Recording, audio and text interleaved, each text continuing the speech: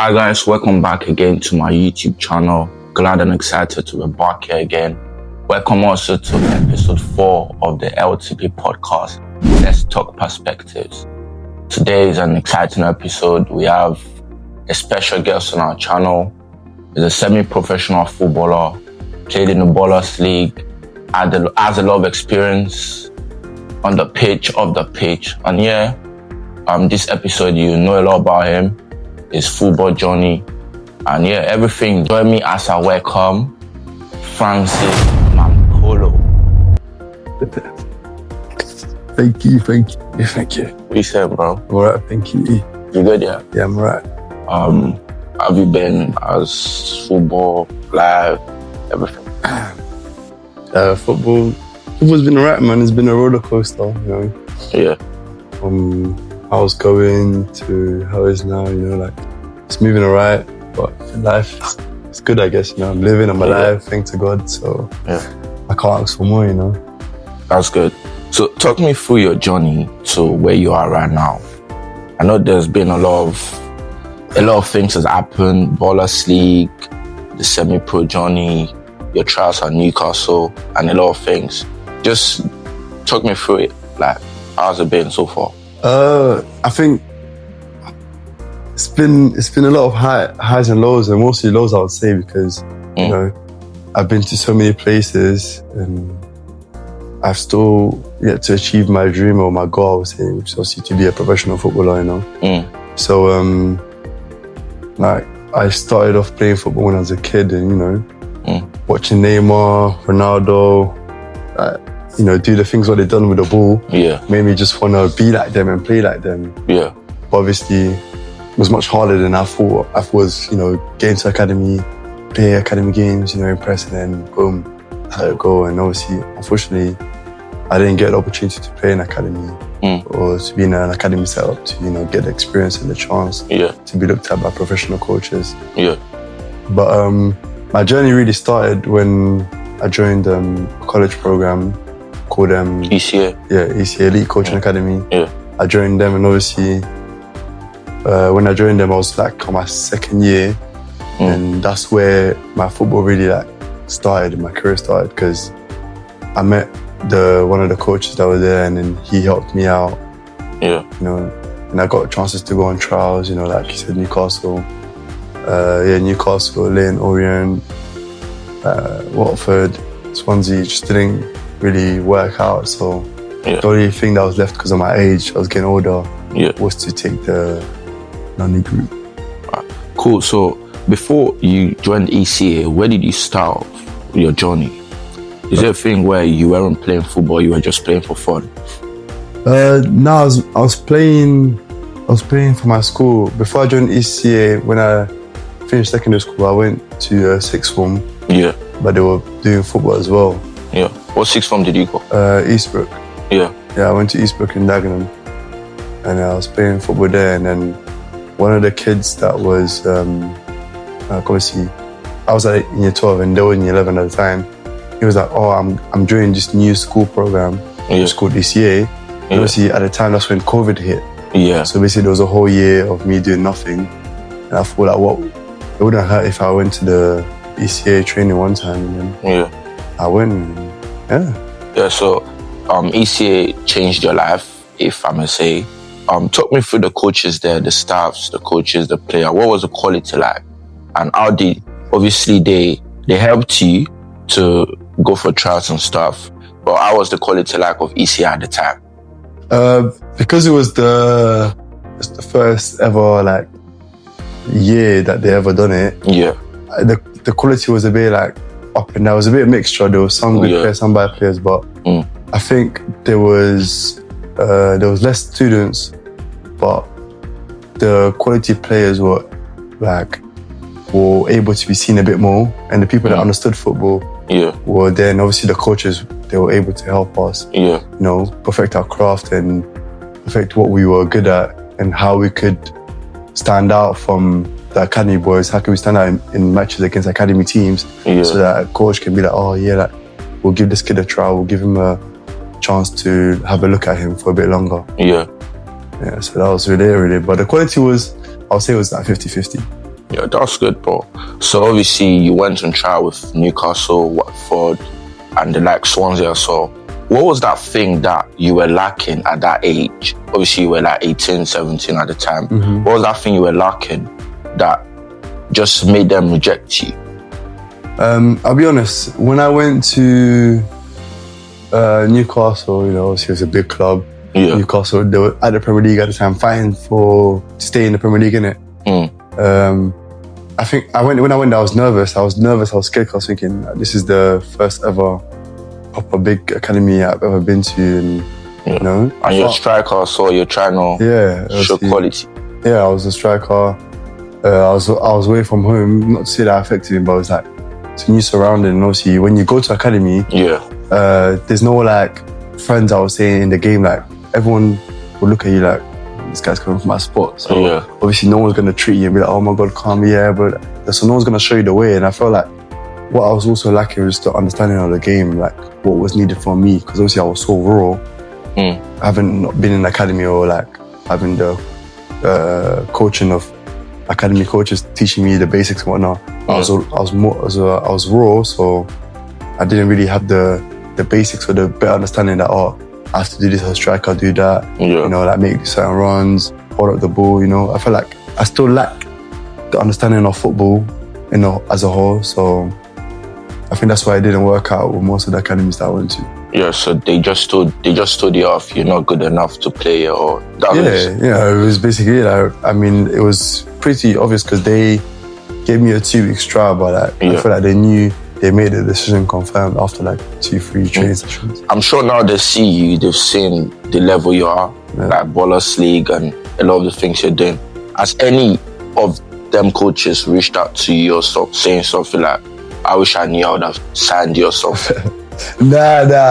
I don't think football works like that. But they haven't reached out because I think a lot of people that watch Pro League, they don't think it's a serious sport, it's more like a gimmick.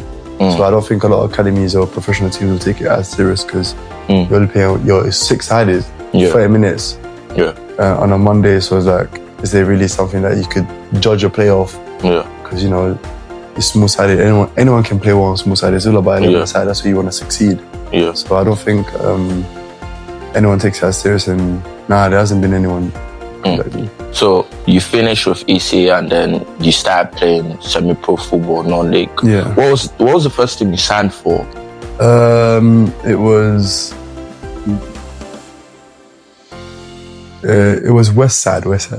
Yeah. Is that like step 6, step 5? Yeah, step 6, step 7. I think it was step 6, step 7. So how was it like for you with them and stuff? I think it was a bit more like I don't say like physical.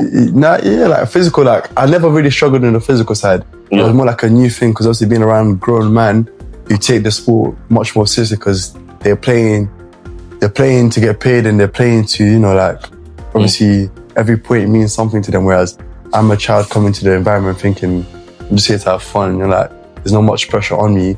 I think that was the difference. And obviously, you know, like I wasn't really struggling with the physical side because I already had a physical presence. So it was more like understanding that every game matters and how important each game is and how seriously you need to take it because obviously there's things at stake, people's family, feeding and whatnot. So So talking about family, how was your family like for you throughout the journey? From ECA up to now playing a step 6, step 7. How was your family like support and all that? They were very supportive. They were like, obviously, you know, it's not easy. I think they understood that it's not easy to make it, especially with the route that I chose. So they were just there backing me, supporting me with everything I needed, anything I needed, like, you know, making sure that I was alright to get to training, to the games. And I had the backing of both of my parents, so I think that's one massive thing I was grateful for. Yeah, so obviously you left West Side and then you went straight to step 4, I think. Yes, I did. Yeah. So I know you signed for a team. I can't really remember the exact name, but how was it like for you with that team? And can you tell them the name of the team as well? I left West Side and I went to Biggleswade. Yeah, Biggleswade. Biggleswade town, I think that the change in levels was obviously like the games were much more intense. People were a bit more physical and hungrier, innit? So on the ball, it was more like you had less time on the ball, and you had you had a specific job. Everyone had a job, and obviously you not playing your job could mess up the whole thing and ruin the whole game. And obviously, that's when like the managers are more on it and more serious, and obviously, because once again, that's when money gets involved and people are like, yo, like I need to get paid. So some people will probably have like bonuses if they win, if they keep a clean sheet. So if you're like, for example, playing in midfield and then you lose your runner and then your man scores, just know that at full time or half time in the changing room, you're gonna get it because you're costing people money. Do you know that? So football becomes more serious the higher you go. And obviously, when I was there, I had a good time. Like the team was good, everything was alright. But obviously, you know, it was a different style of football, and it was much. Were you starting at the time with them? I don't know. It was 50-50. It was 50. I'll start some games I wouldn't start. You know, obviously, the manager would ask things of me to do. And obviously, sometimes I would do it, and sometimes I wouldn't quite understand, even though I'd ask, and maybe I'll make a mistake, which would then obviously cost me my shirt. But Will you say in non-league football there's politics with it? Because I know a lot of people say non-league is hard to get in. There's a lot of politics, different managers with their different style of play. Will you say that's something still happening to now? Politics in non-league football? I think politics is in all levels of football. I wouldn't really say just non-league, but I think it's everywhere. And like obviously there's always going to be the case where like a manager's son plays over you, even though he's not better than you, or play over you. Or like the manager prefers this player because they have a better relationship than you. You know, so I wouldn't say like it's just non-league specifically. It's everywhere in football really. And just at the higher up you go, the more you would see that there is. But I would say like the best option that you could give yourself, or the best chances you can give yourself when playing in football, wherever level you're at, is making sure that you do the right things to not give them a reason to not play you or to not start you. You know, to find it, because obviously at the end of the day, if you give someone a reason, if you do something bad, you're giving them a reason to not obviously, you know, use you. So obviously you left Step 4 and straight up you signed for Dover Athletic. Within that period, you got drafted to play in the Ballers League. Let's talk about Ballers League now, and then we'll come back to the semi-pro journey. How's that like for you, getting drafted to Ballers League, and how did everything come about? The Ballers League, Step, and everything. It was, I met someone from playing like a 6-a-side tournament. I met someone playing, and he said to me, I want you to join my 6-a-side team, because obviously he had a 6-a-side team, wasn't it? I want you to join my 6-a-side team so we can play together. And obviously I was thinking, yeah, sure, like, I don't mind. 6-a-side is more like a fun thing for me, like not too fussed about it. And he then, because obviously I saw the announcement about Ball League. I saw the announcement on YouTube. I was thinking, they're offering this much money to play 30 minutes football. I was thinking, it's not true. So obviously I brushed it. I didn't think too much of it. Do you want to see how much they offered? I think the thing was £400 per person.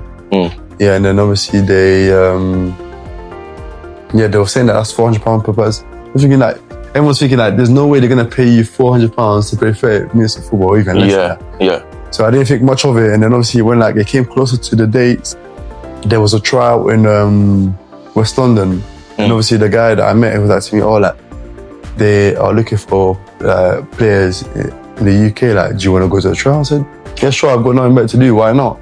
Obviously, I signed up, and then I went to the trials, and I done my thing. I went there. I still took it seriously. I played my part, done my bits, and the guys on the Ball League liked me. They're what's your name? So who did you meet when you went there for the first time for the trials and stuff? I met a guy called Rocket. He's part of the Ball League team. I met him, and he was obviously doing the whole video, trying to get certain players and whatnot. And that's who I met, and that's who I spoke to for the first time. So at this point, you weren't drafted to any team. No. So you just, where everyone just came for the trials and stuff, and then you got signed by the Potro.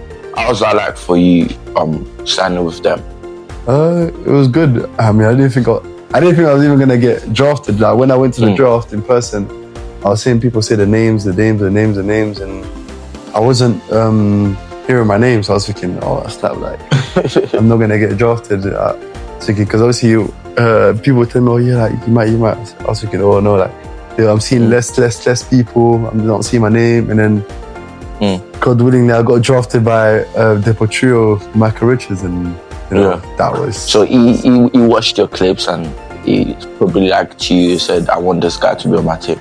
No, I didn't work like that. It was more like a thing where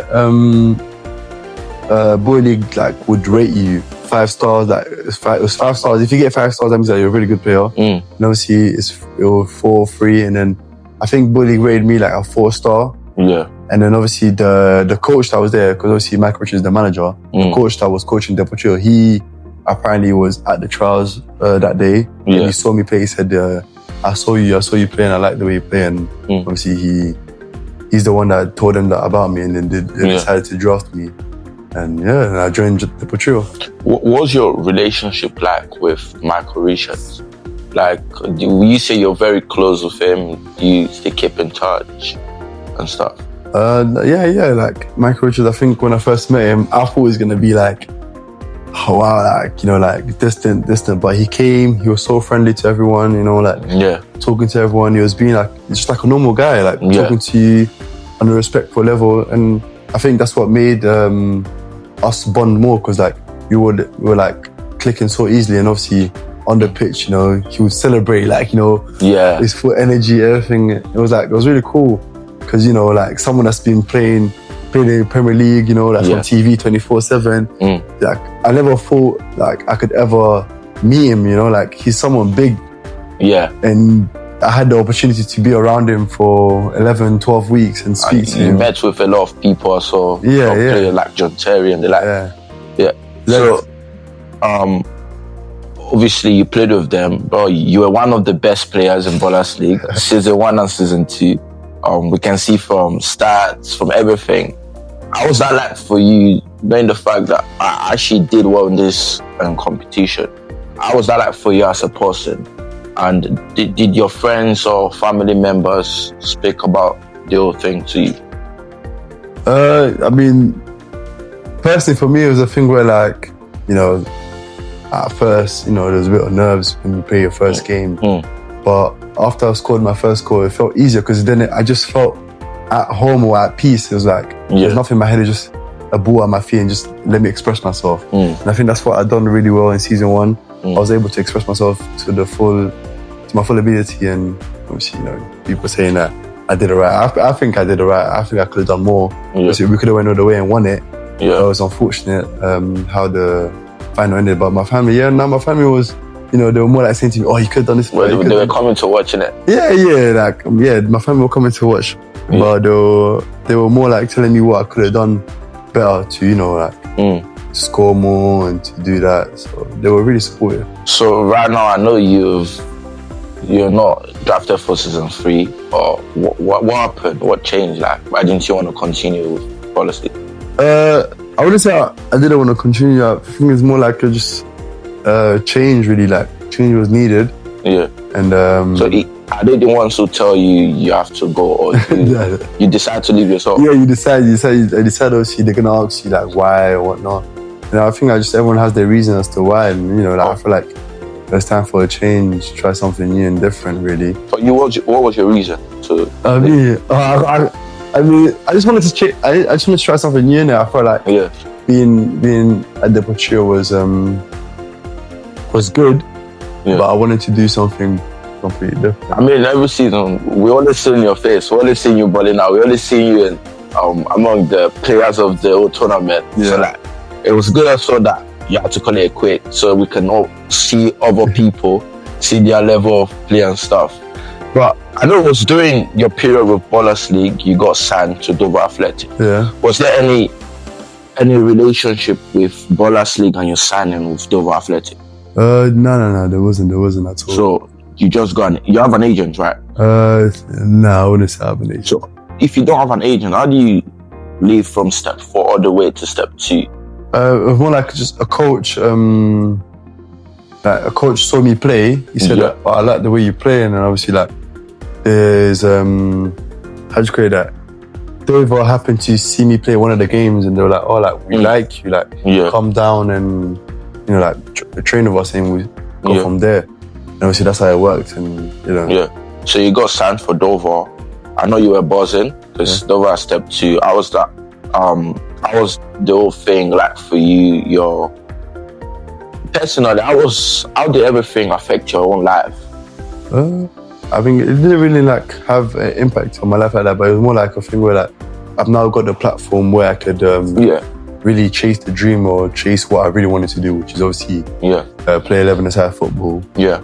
And I signed with Dover hoping to get that opportunity to be able to play and obviously, work hard because, the step 2 is much more physical, much more competitive than the other leagues that I've played in. So obviously it was a whole new ball game, and it's just about getting used to it and adjusting.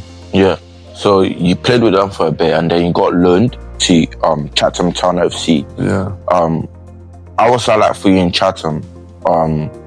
So like you live in step 2 and you're going back to step 3. Obviously Chatham is in step 3. Mm-hmm. So did you ever see yourself like you're dropping down or stuff like that? No, I never saw it like that. I saw it more as a thing where like I like needed to prove myself or prove to the coaches that I don't deserve to be here, that I need to be with the actual team. I don't want to be alone. So it was more like a thing where like I went out there to prove that I can do this and I am a good enough player to be around the actual team and not, be in step 3. Yeah, that's good. So now you're back with Dover Athletic. You start most of the game and you're actually doing well for your level. How many goals do you have this season? I only have 1 goal. I only have 1 goal. So, I mean, I don't think you're more like a striker. I'll say you're more like a right wing or left wing. Yeah. Yeah, but you can easily adapt to playing the top right row. Yeah. So in Dover, will you say like you got family and friends there that obviously support you? I know you got someone that you're close with. I think his name is Ruben. Yeah. Yeah. How's Ruben like in your journey so far with Dover Athletic? Oh, yeah. With him, it's good. Like, obviously, I'm more like, he's like a winger, and my relationship with him is good because I met him at Dover, and I guess we just clicked because similar area. We grew up in the same area, which is obviously East London. So it was like wasn't that hard to click because we'd go to Dover together, and it would be good for us, because we are close, and then we'll talk. Our relationship just built over time. Yeah, being playing for the same team, training together, seeing each other most of the time. I think that really helped us. Oh, that's good, bro. So what was that advice you would give to young footballers that are chasing their dreams? Like young footballers like me, young footballers coming up, even those at academy level, because you never can tell, they can get released or something. What's the advice you can give to young footballers in general? That one person's opinion doesn't really decide or determine your fate. At the end of the day, one person can say that you're bad, but the next person can really, like, you could be a player for someone else, and another coach can really like you. So I feel like don't ever let like one person's opinion get you down or get you devastated, thinking, oh man, how this will be finished, Because at the end of the day, you just need to be seen by the right person. Yeah. And once that right person sees you, your football can change just like that, Football is that quick, you can change so quickly. Yeah. That's good, guys. You've heard what I said. Don't really care about what people say, like just really focus on your dream. So I want to speak about something. Obviously, the first time I actually met you was in Worldwide's 1v1 tournament. Yeah, that was the first time I met you. But obviously I did speak to you. Okay. I was Worldwide for you. I don't know if you won any of the rounds, but I know you got to the final stage at some point. How did Worldwide expose you more in the game? I think it was more like I saw the clips on TV, on YouTube, and I was thinking like, I want to have a go at Worldwide Ones, and obviously I was able to get an invite to go down. Yeah. And I played it. I feel like one-on-one is more of my thing, you know, like I understand. But you're strong, bro. I'm not that strong, man. You know, you actually vest one of my friends. Is it? His name is Enny. Oh, okay. You vest him, bro. You are strong. when bro was coming up to you, he was like, nah, this guy's actually gonna cook. It's not because like he can't try. It's not because, and he plays with Dover right now. Yeah. He's with the I think he's played first and once or twice. I don't know, but it was a thing where he looked at you and was like, you're actually strong, bro. Do you do like go gym or something? Or this strength is just God gave it to you? God just gave it to me. I'll be so honest. I don't go to gym at all. Nah, it's not that. God gave me the strength and obviously my genetics. But now, like when I played the one-on-ones, like 1v1s, you know, because I played in the street and the playground, you know, just play football every day, doing one-on-ones. It's basically that's what you do every day. Yeah. Where I'm from my area, innit? So the one-on-ones didn't feel like something new. Yeah. Just, you know, went there, expressed myself. Yeah. I think it's much easier to be one person than to be 3-4. So obviously being able to have one person in front of you, if you go past him, he scores. Yeah. So also you got invited to the AZ prelims. I think you were there. So obviously you met AZ for the first time. Who? AZ, Eberichi AZ. Oh yeah. From it was Crystal Palace at the time. Yeah. So you got invited for the prelims. I didn't really know much about that because I didn't go for it. So I was the prelims like being there. And what level did you get to at the tournament there? I got to the final. Yeah, you vest praise, isn't it? No. I played Kamani, the winner. Okay. Yeah. That's what I played against. I think I saw that, the black guy. Yeah, him. That's what I played. But it was good, like, because vibes, because obviously as it came with all these friends and family and whatnot. Yeah. Which obviously made it more like lit. There was a crowd, you know. Yeah, Ekong, I think Ekong was there. Was Ekong there? I'm not sure. But were you there when Ekong came, or what rides? The Nigerian captain at the time? No, I didn't go to that one. Okay. Yeah, but yeah, when the Eze one, I went there, he was just a really nice person, you know, like to me to speak to, he was calm. Obviously, he came back from, I think it was training. Yeah. He came and then everyone was more like hyped up because they wanted to obviously impress him and whatnot. Yeah. And I think it was lit, man. World War One's done like a big thing, and I feel like they're doing really good with the way they're making their videos, just making it better and better, and you know, surprising people with who they bring up to the channels and that. Well, that's good. So apart from football, what else do you do? Because everyone sees the football side of things, but they don't know what behind the scenes. So apart from football, what do you do? I don't do much. I just really like. Are you into modeling? Are you signed with brands? Nah. I wish. Nah, I just like watch like I'm more like I watch like anime type of. I'm an anime type of person. That's what I do on my chill time, take my time. Sometimes here and there I go badminton, but not all the time. Badminton, or I think it's paddle. But that's not all the time. So just here and there. But most of the time I'm just at home chilling, really, just watching anime and watching football. The money you get right now from semi-pro football, do you think that's enough to sustain you at the level you are right now? Yeah, I mean, I would like to think so. At the end of the day, everyone wants to get paid more. But I would say for now it's all right. It's keeping me afloat, innit? Yeah. Obviously, I want to strive for more and aim higher. So as I would say for now, it's doing a good job. I saw a video of you coaching young kids. Yeah. Is coaching something you would like to go into in the future? No.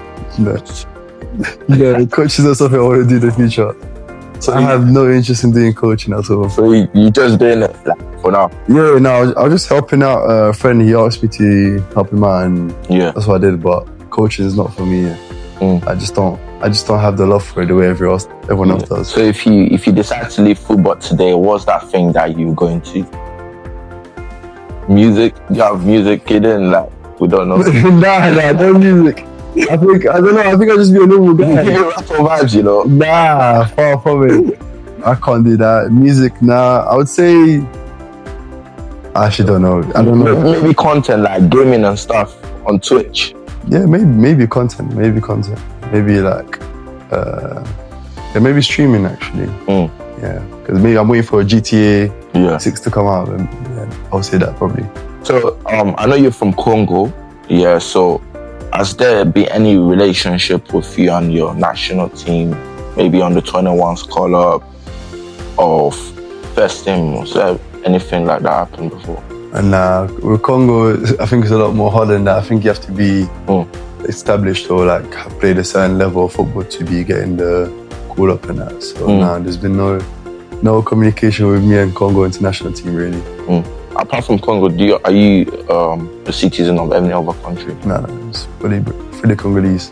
Oh, cool. So guys, this was an interesting episode. You've heard from Francis himself, his journey, his story, what he loves doing, the fun side, the ups and downs and everything. But yeah, just use that to obviously grow yourself and keep on pushing in whatever thing you're trying to do. Never give up. I've been saying this right from the first EP of this podcast. Never give up.